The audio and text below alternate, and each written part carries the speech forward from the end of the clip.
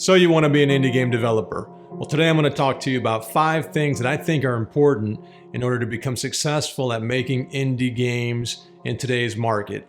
Now, I'm working on a game for the past 2 years called Legend Bowl. It's a retro style football game that I'm making for the PC and the consoles. But I've learned a lot over these past 2 years, and I wanted to share with you guys what I think the most important things are and see if we can apply them to your game. Okay, let's get started with number 1. First thing I think is the most important, and it's not crucial. You don't have to have it, but I think it's very important if you have it, that it gives you the passion, right? The determination to get this thing done. You want to have your heart and soul devoted into this project. Now, I don't care if you're making a small game that takes a month or a game that could take 10 years. But at the end of the day, games take a long time to make, and they take a lot of resources and energy, and you need to have passion for the product that you're making. If you pick a game that you're not passionate about, you might get it done, right? You might be able to get it done. If you have funding and you have to meet certain deadlines and you have things from other people that require you to get the game done, you may get it done.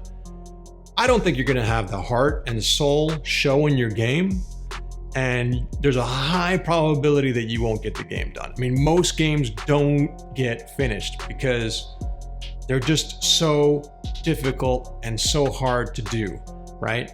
So number 1, get your passion. Find your passion. Is it a 2D side-scrolling game? Is it a sports game? Is it an RPG game? Is it a strategy type of game? First-person shooter? Whatever the genre is, pick that genre that you really are passionate about. Get some art and some characters that you feel like you can emotionally connect with, and get a story that you think is going to really live in your heart for a while. And I know it sounds weird. It's like, oh, it has to be my passion. It doesn't have to. People say, oh, it doesn't have to be your passion, right? But if you have your passion, that, in my opinion, is a key part of the recipe that is going to take you to starting a game and finishing it. All right, number 2, determination. Determination is super important. You got to be determined, and it's kind of goes along the same lines as passion, because determination is one of those things that if you're not determined to get this done, you will never get it done. And you can see I keep talking about the same exact thing, which is finishing the project, because that's the hardest thing. Now, coding it and marketing it and designing it, all of those things matter, but completing the game is the most important thing. So you have to have determination, right? And determination goes along with passion, but it's also ties with discipline, right? You have to have the discipline and determination to wake up every day, and you're not making any money, and you don't have all the support in the world, and you are going to go and sit there and create a game either by yourself or with a couple of team members, which I suggest you have if you can find the right people, right? And maybe 1 or 2. But if you find the right person, then you team up with them. And determination is going to get you from the start to the finish, right? So what's the third thing? Third thing, in my opinion, is the scope. Everybody wants to start with a huge RPG game. They want to make Zelda, they want to make Mario, they want to make these huge games that are way beyond their scope. And their scope includes their abilities, their time, their resources. All of those things add up to the final success rate of your game. And if you have a scope that's too big, if you're dreaming way up here, you're not going to get the game done. Let's just be honest. You're going to start with this great ambition. You're going to have the passion. You're going to have the determination, but you're going to say to yourself really quickly, man, this is way over my head. I've gotten in too far. And you begin to get overwhelmed because you don't realize how much work it really takes to get these games done. Now, I've been working on this game for about 2 years now, okay?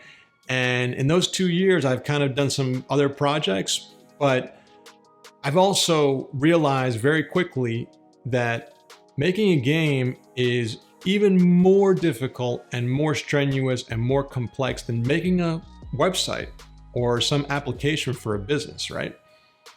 It takes a lot more, because not only do you have to make the game, you have to code the game, you have to get the art for the game, the music, design it. You also have to market it.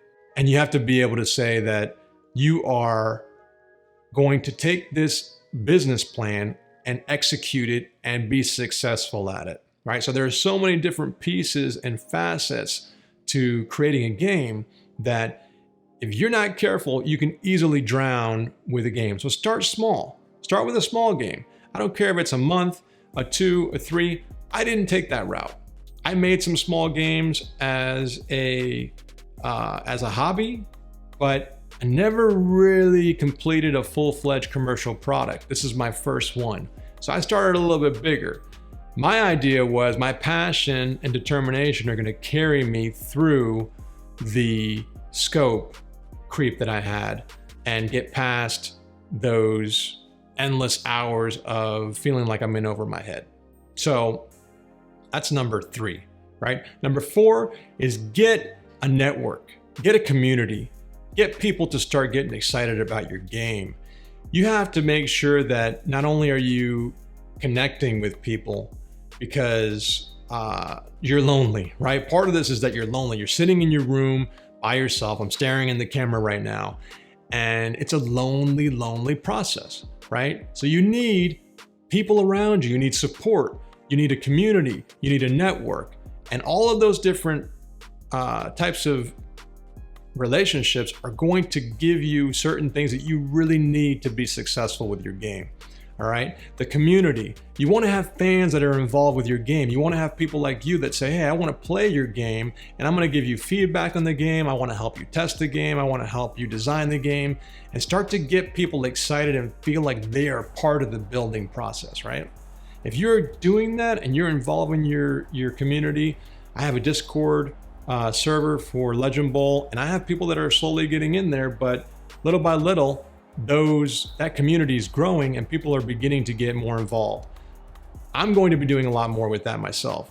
So the community is huge. Second thing you want to have is your network, because you don't know it all, right? You don't know how to code every single thing, how to create every single piece of your engine.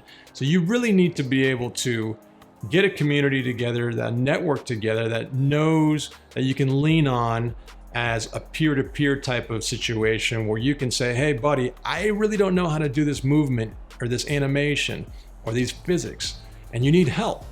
And you don't always want to go, or you don't always have the budget to just spend and say, hey, I'm going to pay you to make this part of the game for me.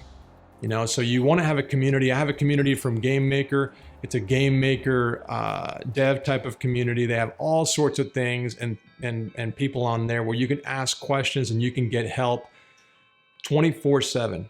And without that, it would have been a lot harder for me to make this game, because I've asked questions and it just decreases the time that it takes for you to make your game. And it allows you to capitalize on things that you really never learned about, because now you have a community that will help you, right? So number 4, build your community. And number 5 is marketing and treating your game like an entrepreneurial,